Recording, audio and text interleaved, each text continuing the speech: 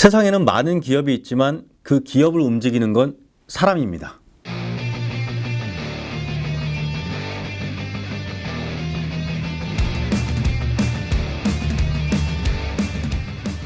인물탐구 네 번째 시간입니다. 오늘 어떤 분 준비해 오셨나요?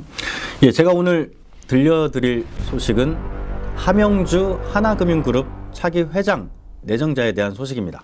함영주 차기 회장, 이분 준비하신 특별한 이유가 있나요? 현재의 공식 직함은 하나금융그룹 ESG 부문 부회장인데, 이분이 지지난주 회장 후보 추천위원회로부터 단독 후보로 추대받으면서 명실공히 하나금융그룹을 이끌 이 차기 회장으로 추대받은 상황인데요. 우리나라 5대 금융그룹 중에 현 회장의 뒤를 이을 다음 2인자가 정해져 있는, 공식화되어 있는 그룹은 사실 찾아보기 어렵죠. 하나금융이 유일하다고 볼 수 있습니다. 김정태 회장의 뒤를 이을 인물로서 함영주 현 부회장이 낙점받은 지가 10년 이상이 됐다는 것이거든요. 현 회장이 10년간 그렇게 함영주 부회장을 찍었다면 이유가 있었을 것 같은데. 특유의 모질지 않고 둥글둥글한 이 소통 능력이 특출난 성격, 물론 강점이라 볼 수 있습니다. 하지만 은행, 금융그룹 어떤 곳입니까? 무시무시한 곳입니다. 피를 말리는 성과 우선주의의 금융그룹을 대표하는 회장을 10년 이상 낙점했다? 가능한 얘기일까요?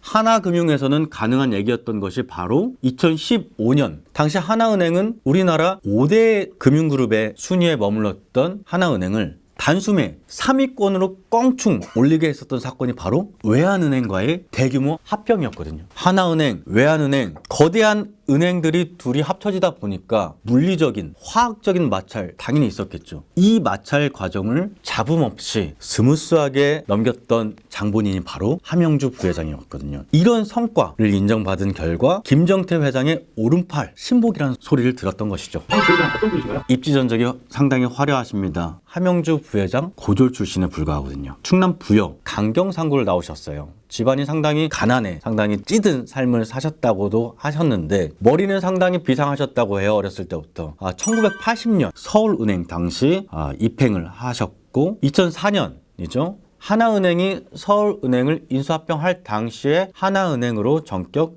이동을 하셨던 인물입니다. 바야흐로 우리나라를 대표하는 하나은행, 이 3대 금융그룹 중에 하나인 하나은행을 대표하는 선수로서 고졸 신화를 쓴 인물, 바로 함영주 부회장입니다. 회장을 앞두고 있는 함영주 부회장이 특별하게 어떤 미래를 위해서 준비하고 있는 게 있나요? 많이 있죠. 그 중에서도 현재 맡고 있는 ESG 부문, 환경, 사회, 지배구조 부분을 총괄하는 부회장직을 맡고 있고요. 무엇보다 초점을 맞췄던 부분이 바로 이 선관이라고 볼 수가 있는데, 지금 우리나라 금융그룹의 헤드쿼터, 이 HQ들은 보통 서울. 하지만 한 부회장, 이 헤드쿼터를 인천, 청라지구로 옮기겠다는 구상을 3, 4년 전부터 벌써 했고, 그 준공사업을 현재도 벌이고 있는데 아마 올해 하반기면 명동 본사를, 하나금융 본사를 인천 청라지구로 옮기는 사업이 마무리될 것으로 보여지는데, 글로벌로 뻗쳐나가겠다는 해외 진출 시각을 예전부터 갖고 있었던 것이죠. 이것이 바로 한 부회장이 가지고 있는 미래를 바라보는 회장의 자질이 아닌가 생각이 됩니다. 함영주 부회장에 대해서 알아봤는데요. 어떻게 보시나요? 제가 단언컨대 함영주 부회장 왕자를 등극할 가능성 8, 90% 이상이라고 감히 말씀드릴 수 있습니다. 왜냐하면 현 스코어에서만 놓고 봤을 때 한 부회장 생사기로에 놓여 있다고도 볼 수 있습니다. 하나은행장을 역임할 당시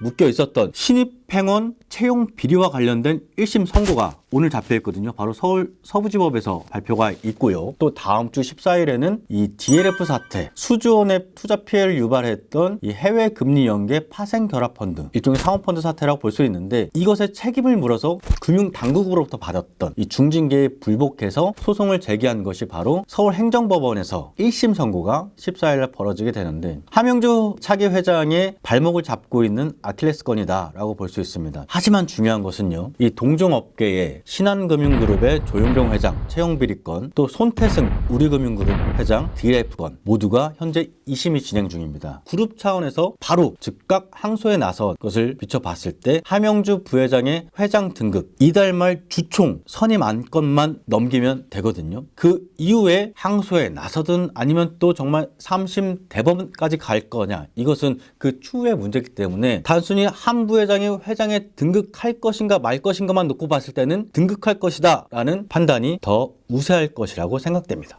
예, 제가 준비한 내용은 여기까지입니다. 시청해 주신 여러분 감사드리고, 마지막으로 좋아요와 구독 꾹 눌러주시면 더욱 감사드리겠습니다. 다음 시간에 뵙겠습니다. 고맙습니다.